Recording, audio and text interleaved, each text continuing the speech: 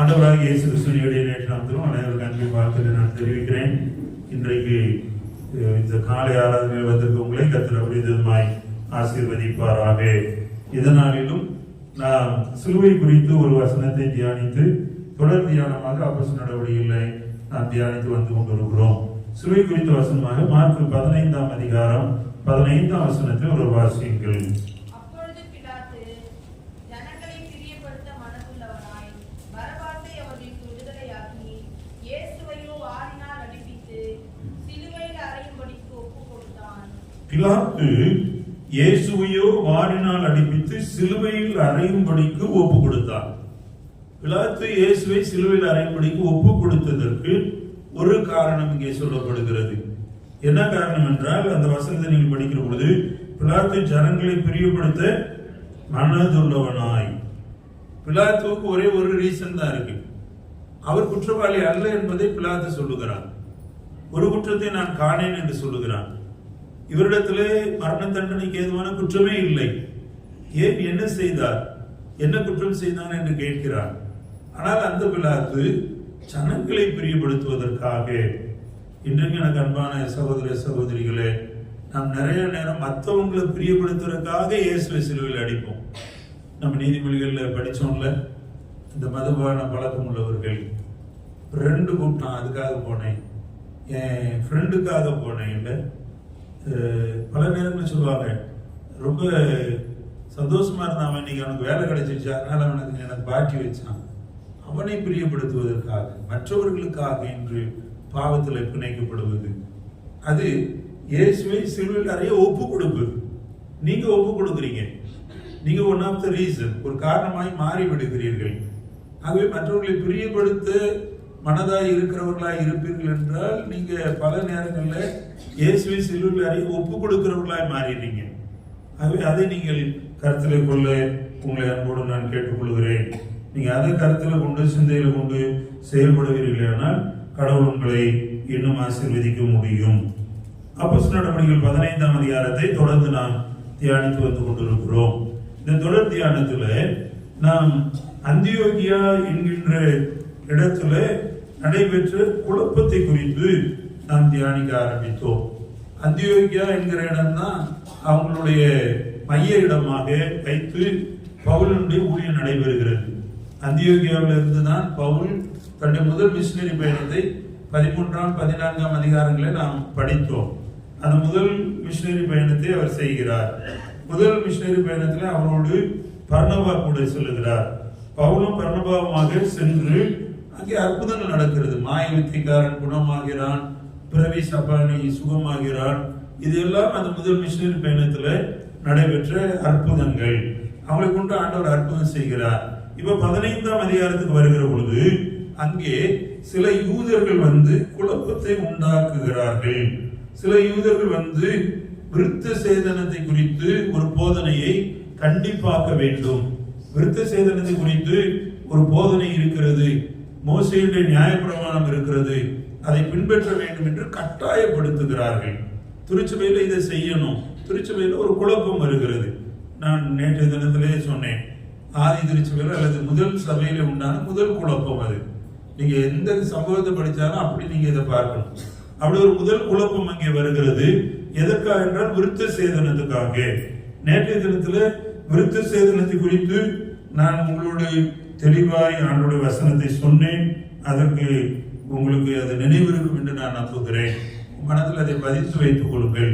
விருத்த சேதனம் என்பது பழைய ஏற்பாட்டிலும் புதிய ஏற்பாட்டிலும் அது இருதயத்தில் செய்யப்பட வேண்டிய விருத்த சேதனம். அடுத்து சொல்கிறார், செவிகளில் செய்யப்பட வேண்டிய விருத்த சேதனம். நீங்க எதை கேட்கிறீங்கன்றதை நீங்க லிமிட் பண்ணணும். சும்மா காது இருக்குன்னு எல்லாத்தையும் கேட்டுற முடியாது. ஒரு சில மனிதர்கள் வருவார்கள், மற்றவர்களை குறித்து ரொம்ப குறை சொல்ல ஆரம்பிச்சாங்கன்னா ஒரு இடத்துல நீங்க போதும் நிறுத்துங்க, வாங்க நம்ம 2 பேரும் அவங்களுக்காக ஜெபம் பண்ணுவோம்னு சொல்லுங்க. அடுத்த நாள் அவங்க உங்கள்கிட்ட வந்து கம்ப்ளைண்டே பண்ண மாட்டாங்க. நான் இதை செய்திருக்கிறேன். இதை நீங்க அப்படி செய்ய ஆரம்பிக்க உங்க காது சுத்தமாயிரும். ஆமென். நீங்க அப்படியா சொன்னாரா அப்படின்னீங்கன்னா போதும், உங்க காது குப்பையாயிரும். ஓகே, அதை கவனிக்கணும். விருத்த சேதனம், செவிகளில் விருத்த சேதனம் நம்ம பண்ணித்தான் ஆகணும். கட் பண்ணணும், இது எனக்கு வேண்டாம். காரில் கொஞ்சம் தூரம் போறோம், கர்த்தருடைய பாட்டை கேட்டு போங்க, நல்லா இருக்கும். அதை விட உங்களுக்கு மற்ற பாட்டு, சினிமா பாட்டுலாம் கேட்கணும்னு தோணுச்சுன்னா விருத்த சேதனம் பண்ணணும், காதை கட் பண்ணணும். வேண்டாம், நீங்க எடுக்கிற முடிவு தான். It is possible. உங்களுக்கு தான் ஆப்ஷன். அது உங்க காரு, உங்க பிஎஸ் சிஸ்டம். நீங்க செலக்ட் பண்றதுக்கு உங்க விரலால முடியும். இல்ல இது வேண்டாம் என்று நீங்க சொல்லணும். அப்போ உங்க செவி விருத்த சேதனம் பண்ணப்படுகிறது. சின்ன சின்ன விஷயம். நான் அப்படிதான் ஆண்டவருடைய ஆவியானவரால் கற்றுக் கொடுக்கப்பட்டு நடத்தப்பட்டேன். சின்ன சின்ன விஷயத்துக்கு பைத்தியக்காரமா இருக்கும். ஒருவேளை என் கூட வாழ்ந்து என் மனைவி, என் பிள்ளைங்கள்லாம் நிறைய நேரம் என்ன சொல்லியிருப்பாங்கன்னா, லூஸ் இவன் அப்படின்னு சொல்லியிருப்பாங்க. பைத்தியம் மாதிரி பண்றான் இந்த ஆள் அப்படின்னு கூட பேசியிருப்பாங்க. அப்படி இருந்தாலும் ஒரு சில காரியங்களை வைராக்கிய வாஞ்சியாக செய்ய வேண்டும். அதை இருதயத்தை விருத்த சேதனம் செய்வது. இதுதான் வேதாகம் குறிப்பிடுகிறது என்பதை நான் உங்களுக்கு பட்டியலிட்டு காட்ட முடியும். இப்ப ஆண்டவர் என்ன சொல்றாரு, தொடர்ந்து அந்த 15ஆம் அதிகாரத்தில் நீங்க படிச்சீங்கன்னா, இங்கே பவுலுடைய பிரசங்கத்தை நாம் பார்க்கிறோம். பவுல் ஒரு பிரசங்கத்தை பண்றாரு. பவுல் அவர்களோடு பேசுகிறார். பர்னபாவும் பவுலும் தங்களுக்கு உண்டு ஆண்டவர் செய்த காரியங்களை சொல்ல முற்படுகிறார்கள். சொல்ல முற்படுகிற பொழுது பழைய ஏற்பாட்டு காரியங்களை எடுத்து கையாளுகிறார்கள். எப்படி தேவன் தன்னுடைய பிள்ளைகளை நடத்தி கொண்டு வந்தார் என்பதை குறித்து அவங்க பேசுறாங்க. 22ஆம் வசனத்திலிருந்து இன்றைக்கு நாம் பார்ப்போமேயானால், அப்பொழுது பவுலையும் பர்னபாவையும் இந்த அந்தியோக்கியாவில் இருக்கிற அப்போஸ்தலர்கள் அந்த எருசலேமுக்கு போய் இதை குறித்து சொல்லும்படி அவங்க அனுப்புறாங்க. 22ஆம் வசனத்தை வாசிங்களேன், ஒரு வாசிங்க. தங்களில் சிலரை தெரிந்து கொண்டு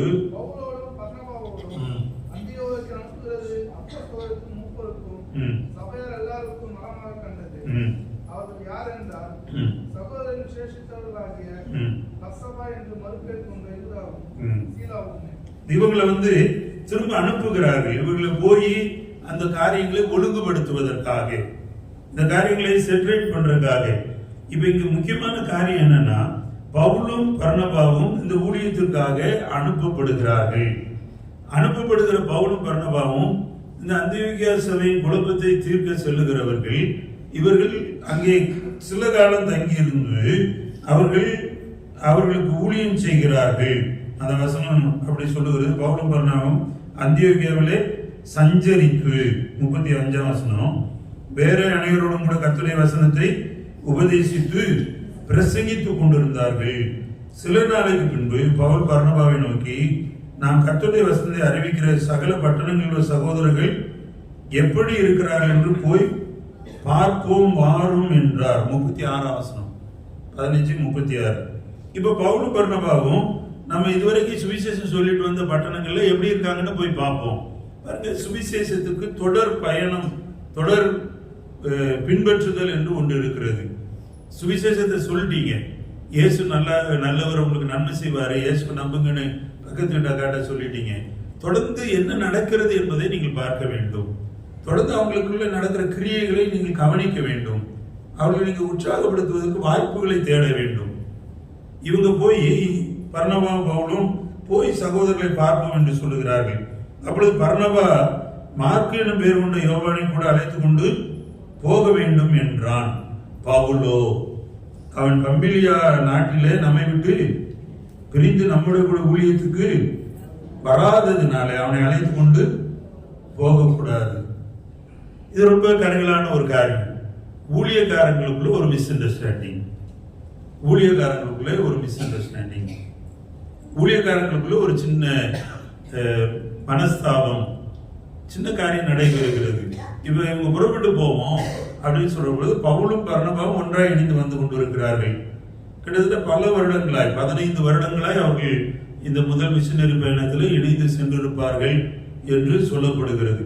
அந்தியோக்கியாவிலே ஒரு சில ஆண்டுகள் தங்கியிருந்தார்கள் என்றெல்லாம் சொல்லப்படுகிறது. அங்கேதான் சீஷர்கள் கிறிஸ்தவர்கள் என்று அழைக்கப்பட்டார்கள். இதெல்லாம் சொல்லப்படுகிறது. இப்படி இவங்க ஒன்றாய் ஊழியம் பல வருடம் செய்தவர்கள். இப்ப பர்னபா சொல்றாரு, மார்க் என்கிற யோவானை கூட கூட்டு போவோம். அப்ப பவுல் சொல்லுகிறார், இல்ல அவன் பம்பிலியால நம்ம விட்டுட்டு போயிட்டான், கூட்டம் ஊழியத்துக்கு வரமாட்டேன்ட்டு போயிட்டான். பாருங்க, இது ஊழியர்களுக்குள்ளே நடைபெறுகிற ஒரு சம்பாஷணையா இருக்கிறது. யாரை கூட கூட்டு போறது? பொதுவா ஊழியத்துக்கு போகிற பொழுது யாரை அழைத்து செல்வது என்பதெல்லாம் ஊழியத்துக்கு செல்லுகிறவர்கள் டிசைட் பண்ண வேண்டும். ஊழியத்துக்கு எல்லாரையும் எல்லா நேரத்திலையும் கூட அழைத்து கொண்டு அவர்களால் போக முடியாது. அவங்க ஒரு பர்பஸோடு செல்லுகிறவர்கள். அவங்க கடலில் பயணிக்க வேண்டும், கப்பல் பயணம், திரும்ப நடந்து செல்ல வேண்டும். அவருடைய பயணங்களிலே வேற வாகனங்கள், கழுதை மற்ற நடந்து செல்கிற குதிரை போன்ற வாகனங்களில் அவங்க பயணிக்க வேண்டும். அன்னைக்கு நம்மள மாதிரி காரு, ஃப்ளைட்டு, ட்ரெயின் வசதிகள் இல்லை. அவங்க அப்படி ஊழியம் செய்த நாட்கள் அது. ஆகவே அவர்களோடு ஒத்து நடந்து செல்லக்கூடியவர்களை அவர்கள் தெரிவு செய்வது அவர்களுக்கு ஒரு வழக்கமாக இருந்தது. அப்படி அவங்க போகிற அந்த ஊழியத்துல பவுல் சொல்கிறார், அவரை அழைத்து கொண்டு போக வேண்டாம். 39ஆம் வசனத்தை பாருங்க. இதை பற்றி அவர்களுக்குள்ளே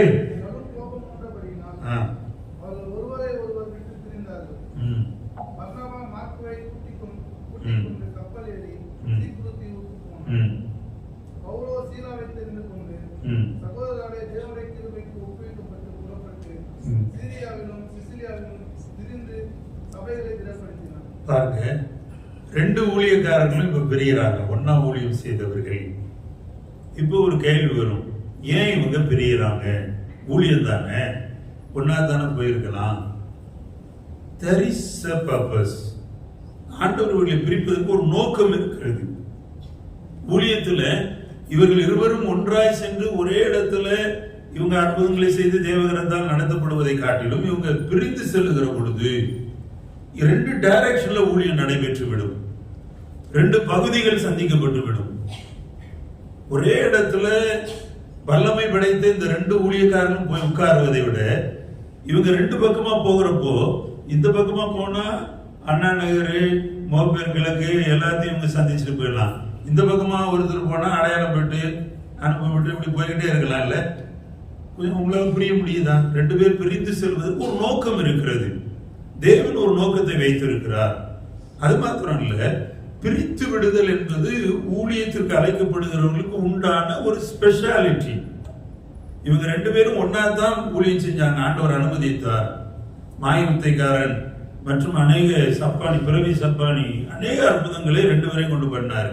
இந்த ரெண்டு பேரையும் இப்ப ஆண்டவர் பிரித்து கொண்டு போக விரும்புகிறார். பிரித்து கொண்டு போக ஆண்டவர் விரும்பினதுனால இந்த மார்க்குவை குறித்து ஒரு சர்ச்சை.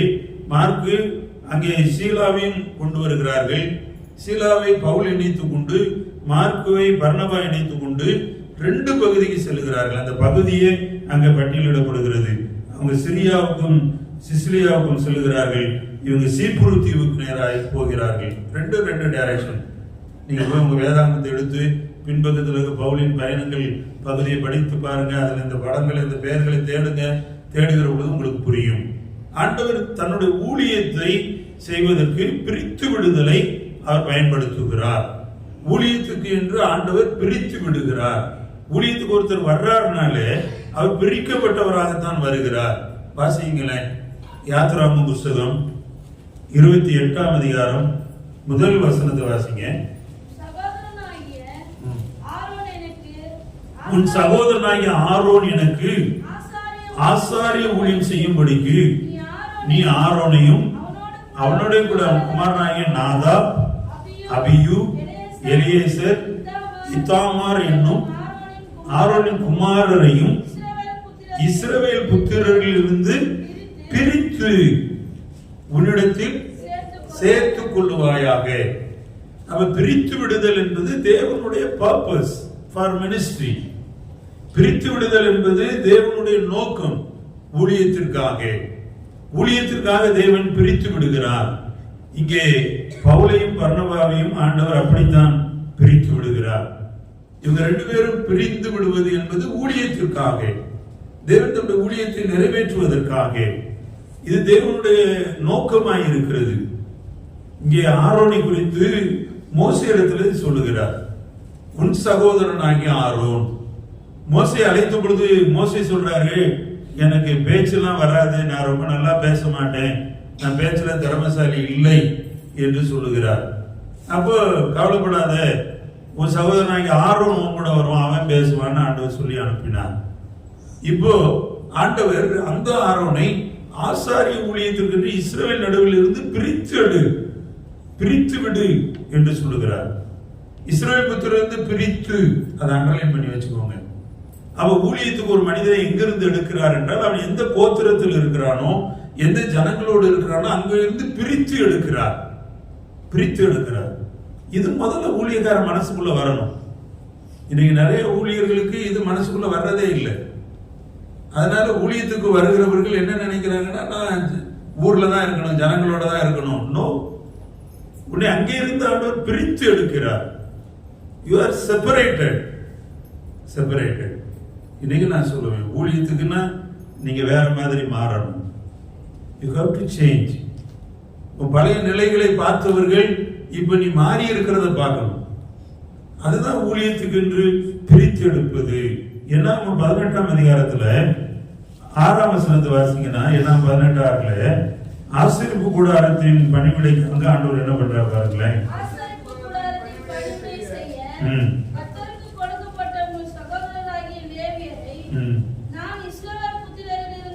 பிரித்து பாருங்க என்ன சொல்றாரு.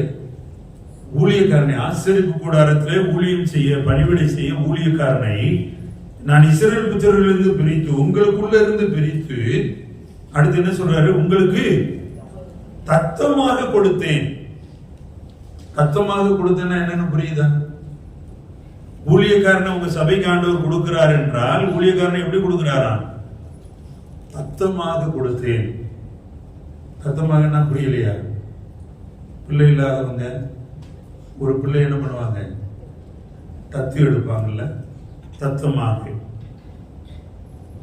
அதுதான் தத்தமாக ஆண்டவர் கொடுக்கிறார். உங்களிலிருந்து ஒருவரை பிரித்து உங்களுக்கே தத்தமாக கொடுக்கிறார். ஆண்டவருடைய பணிவிடை செய்யும்படியாக, ஆண்டவருக்கு என்று ஊழியம் செய்யும்படியாக, ஆண்டவர் எங்கே இருந்து நம்மை பிரிக்கிறாரோ அங்கே நம்மை பயன்படுத்துகிறார். அவர் பிரித்து கொடுக்கிற தேவன், பிரித்து ஊழியத்தில் பயன்படுத்துகிறார்.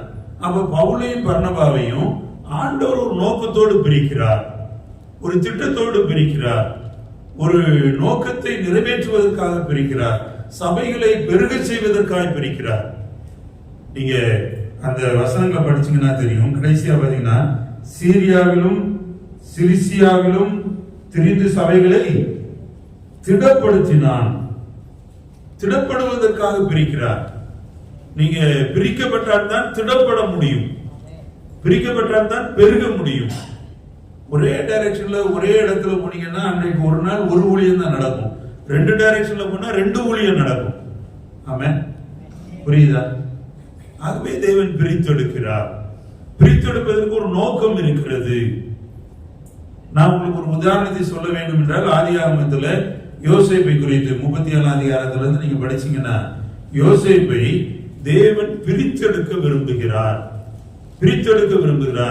அவன் 17 வயதா இருக்கிறப்பே ஆண்டவர் தெரிஞ்சுக்கிறார். when he was 17 எப்ப பிரித்தெடுக்கிறார்? நீங்க வீட்டுல போய் படிச்சு பாருங்க. யோசேப்பு 17 வயதா இருக்கிற பொழுது தன் தகப்பனுடைய ஆடுகளை மேய்த்து கொண்டிருந்தான். அவன் தகப்பனுடைய ஆடுகளை மேய்த்து கொண்டிருந்த பொழுது தன் சகோதரர்கள் செய்கிற அக்கிரமங்களை தன் தகப்பனுக்கு தெரியப்படுத்துவான். கூட இருந்த சகோதரர்கள் ஆடு மேய்ச்சிக்கிட்டு தான் இருந்தாங்க. ஆனா அவங்க என்ன பண்ணிக்கிட்டு இருந்தாங்களா? அக்கிரமம் பண்ணிக்கிட்டு இருந்தாங்க. மறுமனையாட்டியின் பிள்ளைகள் இவனோடு ஆடுகளை மேய்த்து கொண்டிருந்தவர்கள் அவங்க என்ன அக்கிரமம் செஞ்சாங்களோ அந்த அக்கிரமங்களை தன் தகப்பனுக்கு தெரியப்படுத்துகிற ஒரு பிள்ளை யோசேப்பு. எல்லா பிள்ளைகளும் அதை பண்ணல, யோசேப்பு மட்டும் அதை செய்வான். ஏன்னா அவன் அக்கிரமம் செய்யாதவன். நம்ம வீட்டுல இருக்கும்ல 2 பிள்ளைன்னா அதுல ஒரு பிள்ளை ரொம்ப ரொம்ப நல்ல பிள்ளையா இருக்கும். கூட இருக்கிற அண்ணனோ தங்கச்சியோ செய்யற தப்ப சொல்லிக்கிட்டே இருக்கும். யோசேப்பு அதை செய்தான். தகப்பனுக்கு ரொம்ப பிரியமா இருந்தான். அவன் சகோதரர்கள் அவன் ஒரு நாள் அவர்களை பார்க்க வருகிற பொழுது அவனை தூக்கி குழியிலே போடுகிறார்கள், ஒரு வெறும் குழியிலே போடுகிறார்கள், எடுத்து அடிமையாக விற்று போடுகிறார்கள். அவன் மரித்து போனான் என்று தகப்பனுக்கு ஒரு துர்ச்செய்தியை சொல்லுகிறார்கள். அவன் எங்க போறான் என்ன போறான்றதை அவங்க கேட்க விரும்பவில்லை. அந்த வியாபாரிகள் எந்த ஊர்ல இருந்து வராங்க எங்க போறாங்கன்றதை அவன் கேட்க விரும்பல. அவங்க வந்தாங்க, இஸ்மாயிலர் கையில விற்று விடுகிறார்கள். அவங்க கொண்டு போய் பார்வோனுடைய அரண்மனையில எகிப்துல விற்று விடுகிறார்கள். பிரிக்கப்படுகிற அனுபவம். அன்னைக்கு ஒருவேளை யோசேப்புடைய மனசு எப்படி இருந்திருக்கும்? ஐயோ எங்க அண்ணன் என்னை இப்படி பண்ணிட்டானே, பென்யமீன் நல்ல அண்ணனாச்சே, என்னை இப்படி தூக்கி போட்டாங்களே, அவன் மனசு சொல்லி இருக்கும். ஒருவேளை அவன் குழம்பி இருப்பான். அவன் ட்ரெஸ் அவுக்குறப்ப கூட கேட்டிருப்பான்ல, ஏன்னா என் ட்ரெஸ் அவுக்குறீங்க, விடுங்கண்ணே நான் போட்டுக்கிறேன்னு சொல்லியிருப்பான். ஆனா விடலை.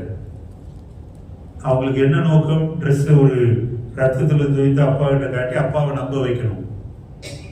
ட்ரெஸ்ஸை கலட்டுகிறாரு. சொந்த அண்ணன்மா தூக்கி குழியில போறாங்க. அப்ப கூட சொல்லிருப்பான், தூக்கிட்டு போனவனை பார்த்து, அண்ணனே ஏன்னா என்ன தூக்கிட்டு போற, என்னை விட்டுருனேன் அப்படின்னு கேட்டிருப்பான்ல. கேட்டிருப்பானு இல்லையா?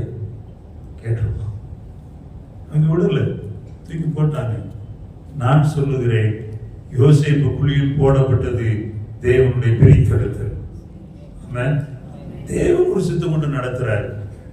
2 சொப்பனத்தை பார்த்துட்டான். 2 சொப்பனத்தின் மூலமாய் 17 வயதுல தேவன் அவனோடு பேசிவிட்டார். அவனை உயர்த்துவதற்காக தேவன் அவனை பிரித்து எடுக்கிறார். இவங்க கூடவே இருந்தா அந்த தேசத்துல பஞ்சம் வந்து, பஞ்சத்துல இவனும் கூழ குடிச்சிட்டு வயிற்று கஞ்சியை குடிச்சிட்டு ஏதோ கிடைக்கிறத சாப்பிட்டு படுத்து கிடந்திருப்பான். இவனை பிரித்து எடுத்ததுனால எகிப்தின் அரண்மனைக்குள்ள இவனை தேவன் கொண்டு போக முடிந்தது. எகிப்தின் அரண்மனைக்குள்ள கொண்டு போய் இவனை வைத்து ஆண்டவர் அங்கே உருவாக்குகிறார். அங்க அவனுக்கு கஷ்டம் வருது.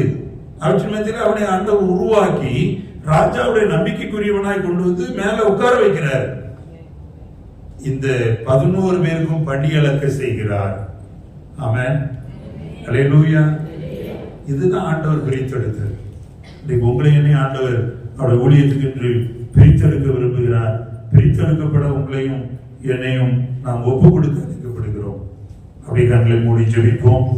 அன்பின் பரலோக தகப்பனே, பவுலும் பர்னபாவும் அன்றைக்கு பிரிந்து ஊழியத்தை செய்தார்கள். ஏதோ அவங்க மாம்சீகத்துல கோபம் கொண்டு செய்து விட்டார்களோ என்பது போல எங்களுக்கு தோன்றினாலும் அதில் உடைய சித்தம் இருக்கிறது, உடைய ஊழிய நோக்கம் இருக்கிறது, உடைய திட்டம் இருக்கிறது. அதனால் 2 பகுதிகள் சமாதானம் பெற்று சபைகள் நிலைநிறுத்தப்பட்டது, ஸ்திரப்பட்டது என்பதையெல்லாம் நாங்கள் படிக்கிறோம். சுவாமி, யோசேப்பை கூட அப்படிதான் பிரித்தெடுத்தீங்க, ஆரோனை பிரித்தெடுத்தீங்க என்பதெல்லாம் அந்த காலையில படித்தோம்.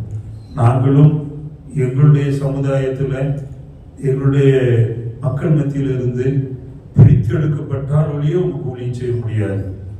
நாங்கள் பிரிந்து வாழ்ந்தால் ஒழிய ஊழியம் செய்ய முடியாது. நாங்கள் வேறு பிரிக்கப்பட்ட அனுபவத்தை உடையவர்களாய் மாறணும். அதற்கு எங்களை அர்ப்பணிக்கிறோம். ஒப்பு கொடுக்கிறோம். பிள்ளைகளை கரப்படுத்திக் கொள்ளும், வேறு பிரித்து கரப்படுத்தி வழிநடத்திடணும். இயேசுவின் நல்ல நாமத்தில் ஜெபிக்கிறோம் பிதாவே, ஆமென்.